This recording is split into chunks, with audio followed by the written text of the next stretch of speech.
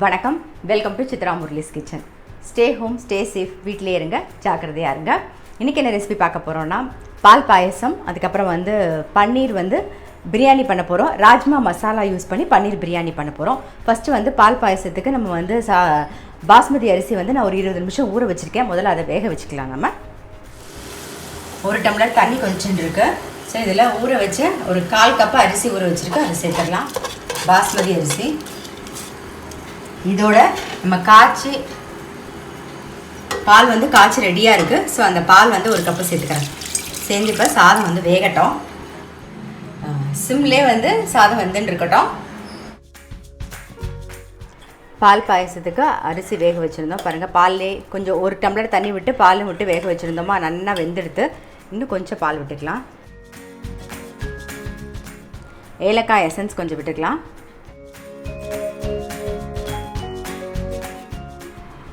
சர்க்கரை சேர்த்துக்கலாம்.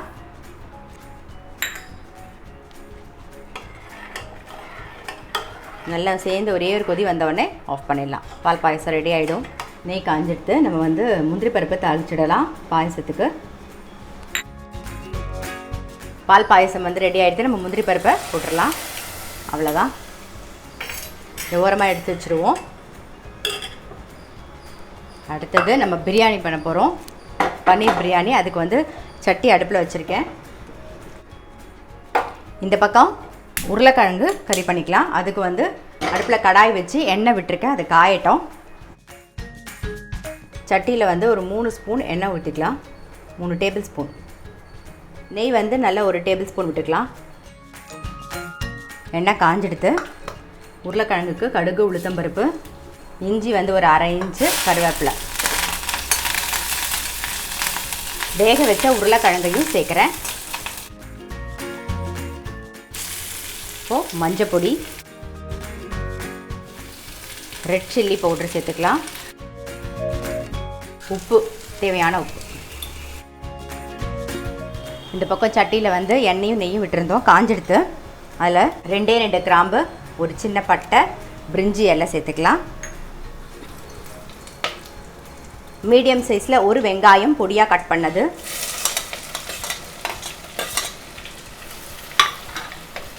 இஞ்சி, பூண்டு, பச்சை மிளகா ஒரு 3 பச்சை மிளகா, இஞ்சி ஒரு 1/2 இன்ச்சு, பூண்டு ஒரு 4 பல்லு பூண்டு நல்லா அரைச்சது அந்த விழுதியை சேர்த்துருவோம். நாம் மீடியம் சைஸில் 2 தக்காளி பொடியாக கட் பண்ணது, மஞ்சள் பொடி சேர்த்துக்கலாம். அப்புறம் உப்பு. இது நல்லா எண்ணெய் பிரிஞ்சு வதங்கட்டும். உருளைக்கிழங்கு கறியும் ரெடி ஆகிடுது. இதை உரமாக வச்சுருவோம்.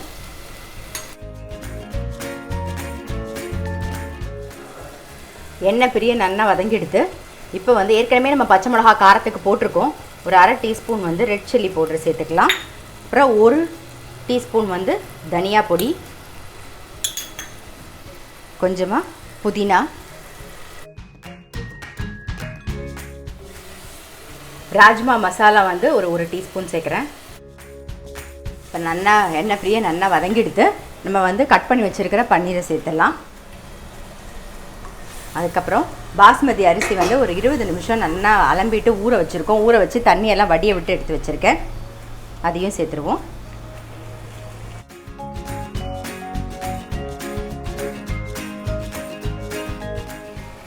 இப்போ 1 கப்பு அரிசி எடுத்துன்றதுக்கு நான் 2 கப்பு பால் விட போகிறேன். நீங்கள் தேங்காய் பால் இருந்தால் தேங்காய் பால் எடுத்து கூட நீங்கள் விடலாம். அப்படி இல்லைன்னா 1 கப்பு பால் 1 கப்பு தண்ணியும் விட்டுக்கலாம். அப்படி பால் விட வேண்டாம் அப்படின்னு நீங்கள் நினச்சிங்கன்னா 2 கப்பு தண்ணி கூட விட்டுக்கலாம். ஆனால் உங்களுடைய பாஸ்மதி அரிசி எந்த மாதிரி தண்ணி இழுக்குமோ அதுக்கு தகுந்த மாதிரி நீங்கள் அதை மட்டும் பார்த்து விட்டுக்கோங்க. இப்போ நான் 2 கப்பு விடுறேன்.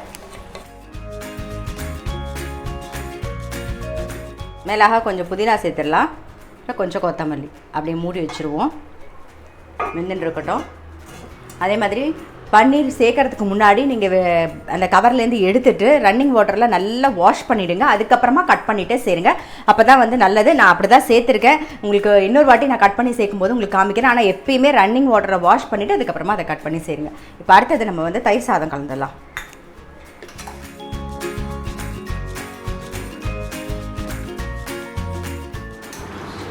வச்சுக்கலாம்.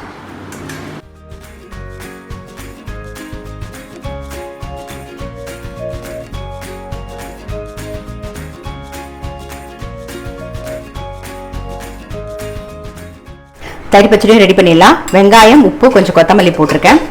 தயிர் விட்டுடலாம். தயிர் பச்சடி ரெடி ஆகிடுது. ஸோ அதுவும் ஓரமாக வச்சுருவோம். இந்த பக்கம் வந்து சாதம் வந்து வெந்துன்னு இருக்கு. ஒரு வாட்டி நம்ம கலரி விட்டுருவோம்.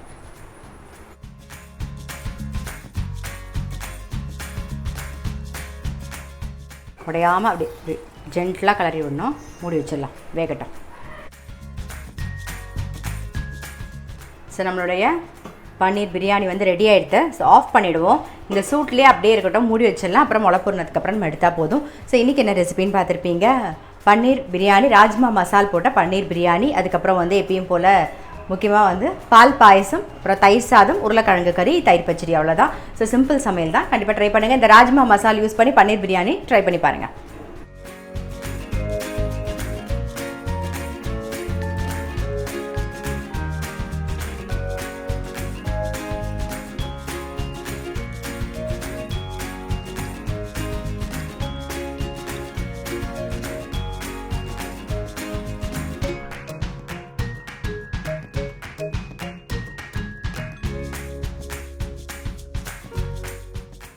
இப்போ அடுத்தது வந்து ஃப்ரூட் பஞ்ச் தான் பார்க்க போகிறோம்.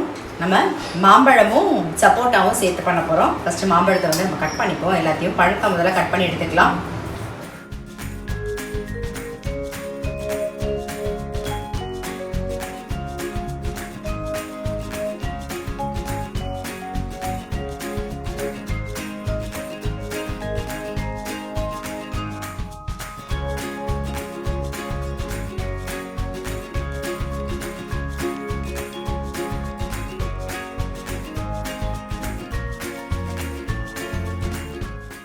இப்போ பழம்லாம் நல்லா பொடி பொடியாக கட் பண்ணியாச்சு. நம்ம வந்து மேஷ் பண்ணிக்கலாம். இந்த மாதிரி கீரை மசிகிற மத்து இருந்ததுன்னா நீங்கள் அதில் கூட மேஷ் பண்ணிக்கலாம். இப்போ அதில் தான் மேஷ் பண்ண போகிறேன். அப்புறம் இன்னொரு விஷயம், நம்ம சேனலில் வந்து சப்ஸ்கிரைப் பண்ணாமல் இருந்தீங்கன்னா சப்ஸ்கிரைப் பண்ணி பாருங்கள். அதே மாதிரி உங்களுக்கு பிடிச்சிருந்தா கண்டிப்பாக உங்கள் ஃப்ரெண்ட்ஸ்க்கும் ஷேர் பண்ணுங்கள். ஸோ இப்போ மேஷ் பண்ணிப்போம்.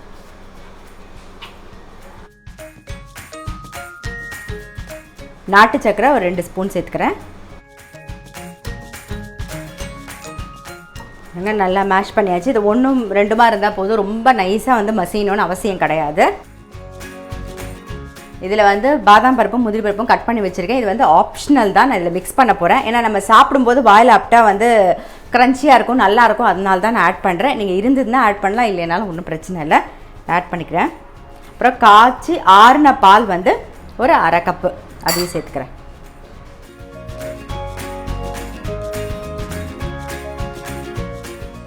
இப்போ சர்வ் பண்ணிடலாம்.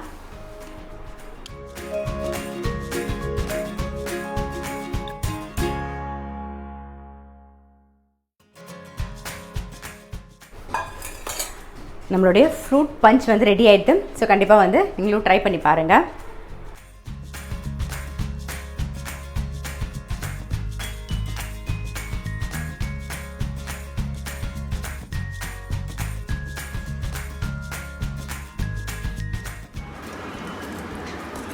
பழத்தோலை வந்து நம்ம நல்லா கொஞ்சம் பொடியாக கட் பண்ணிவிட்டு செடியில் போட்டுருவோம். அப்படியே அது அப்படியே வந்து உரமாயிடும் நமக்கு. காய்கறி, அப்புறம் பழத்தோல், காய்கறி தோல் எது இருந்தாலுமே, கழிவுகள் எது இருந்தாலுமே நீங்கள் வந்து செடியில் அப்படியே போட்டுடலாம்.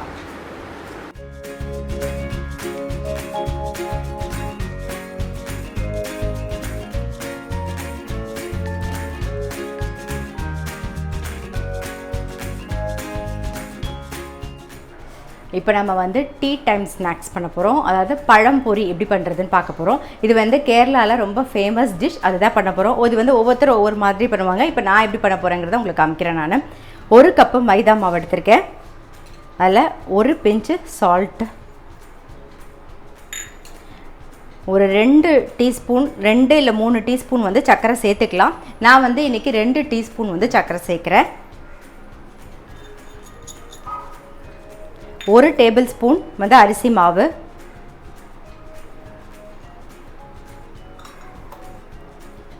இட்லி மாவு வந்து ஒரு 3 டேபிள் ஸ்பூன் வந்து இட்லி மாவு,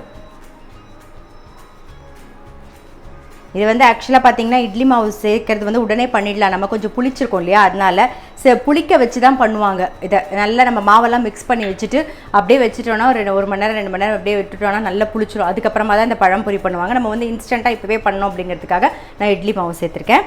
அதுக்கப்புறம் 1/4 டீஸ்பூன் வந்து பேக்கிங் சோடா சேர்க்க போகிறேன், 1/4 டீஸ்பூன். இப்போ இதெல்லாம் சேர்த்து நல்லா மிக்ஸ் பண்ணிக்கலாம். கொஞ்சம் வந்து மஞ்சள் பொடி சேர்த்துக்கலாம்.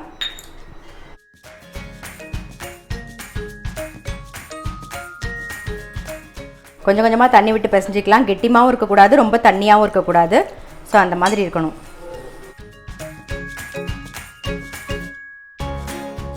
பாருங்கள், இந்த கன்சிஸ்டன்சி இருக்கணும். அப்போ தான் வந்து கரெக்டாக இருக்கும். ரொம்ப தண்ணியாக போயிடுத்துன்னா அப்புறம் அந்த பழத்தில் வந்து மாவு ஒட்டவே ஒட்டாது. அதனால் இந்த கன்சிஸ்டன்சி கரெக்டாக இருக்கும். இப்போ பழம் கட் பண்ணிக்கலாம். நம்ம ஒரே ஒரு நேந்திரம் பழம் எடுத்திருக்கேன். இந்த நேந்திரம் பழத்தை ஃபுல்லாக கட் பண்ணி போடலாம், இல்லை அதாவது ஃபுல்லாக ஸ்லைஸ் பண்ணி சிங்கிளாக ஸ்லைஸ் பண்ணி போடலாம். அப்படின்னா 2 பாதியாக கட் பண்ணிவிட்டு நம்ம ஸ்லைஸ் பண்ணிக்கலாம். பட் நம்ம வந்து கடாய் இப்போ சின்னதாக தானே வச்சுருக்கோம், அதனால் நான் வந்து 3 பாதியாக கட் பண்ணிவிட்டு தான் நான் இன்றைக்கி போட போகிறேன்.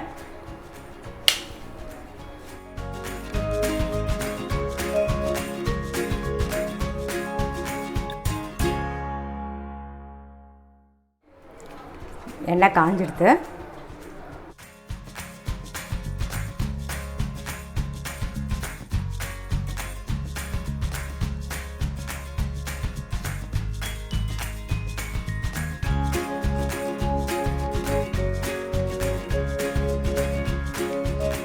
எடுத்துடலாம். இதே மாதிரியே வந்து எல்லா பழத்தையும் நம்ம பொரிச்சு எடுத்துக்கலாம்.